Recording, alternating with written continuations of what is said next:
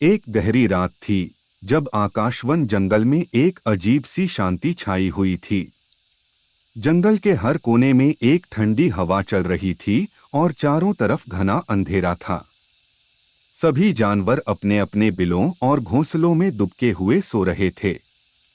लेकिन तीन दोस्तों के लिए यह रात कुछ अलग थी, क्योंकि उनका एक नया सफर शुरू हो चुका था। मोटू एक छोटा सा चंचल बंदर था जो हर समय नई मस्ती और मजे की तलाश में रहता था। बिट्टू एक बहादुर लेकिन थोड़ा डरपोक शेर था जो अपने दोस्तों के साथ ही अपने डर को जीत पाता था। टिटू एक मस्त और होशियार हाथी था जो अपने दिमाग से हर मुश्किल का हल निकालने में माहिर था। इस रात का कुछ खास मतलब था। जंगल में एक पुरानी कहानी प्रचलित थी कि इच्छाधारी नाग, जो किसी समय में जंगल का राजा था, अपनी सारी शक्तियां खो चुका था और एक पुराने मंदिर में छिपा हुआ था। कहा जाता था कि हर 100 साल में वह अपनी खोई हुई ताकत को वापस पाने के लिए अपने रूप को बदलता है और एक बड़ा राज खोलता है।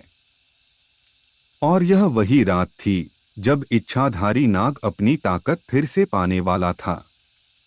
जैसे ही तीनों मंदिर के अंदर गए, एक भयंकर आवाज सुनाई देने लगी। वहां एक बड़ा सा इच्छाधारी नाग अपने असली रूप में था और अपनी ताकत को दोबारा पाने के लिए अपने शरीर को बदल रहा था। उसका रंग काफी अजीब था, लाल और सोना, जिसमें रोशनी चमक रही थी।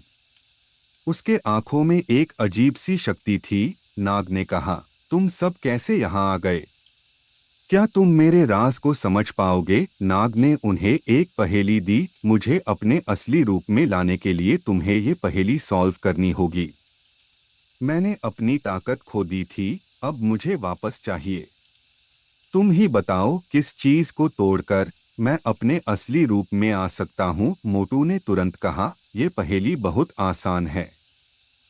तुम्हें अपने भय को तोड़कर अपने अंदर की सच्चाई को समझना होगा। नाग ने अपने गुस्सा और भय को समझकर अपनी ताकत को दोबारा पाया, लेकिन उसने ये भी समझा कि असली ताकत दोस्ती और प्यार में होती है, ना कि खौफ में। नाग ने अपने असली रूप को अपनाया, लेकिन इस बार उसने अपने अंदर के भय को समझ लिया। उसने कहा, तुम तीनों ने जो दिखाया है वो सच में दोस्ती और दिमाग की ताकत थी। मैं अब अपनी ताकत का इस्तेमाल जंगल की शांति के लिए करूंगा। तीनों दोस्त जंगल की शांति को दोबारा लाए। नाग ने अपने रूप को बदलने का विचार छोड़ा और सबको अपने साथ रखने का फैसला किया। एंट में जंगल की रात फिर से रोशन हो गई और तीनों दोस्त खुश थे कि उन्होंने अपने हिम्मत और दोस्ती से एक बड़ा राज सुलझा दिया। जंगल में सभी जानवर अपनी जिंदगी में शांति से जीने लगे। अगर आपको हमारी कहानी पसंद आई हो तो हमारे चैनल को लाइक और सब्सक्राइब ज़रूर करें। आपका सपोर्ट हमें नई और मज़ेदार कहानियाँ लाने के लिए प्रेरित करता है। बेल आइकन दबाना न भूलें ताकि हमारी हर नई कहानी सबसे पहले आप तक पहुँचे। आपके प्यार और समर्थन के लिए धन्यवाद।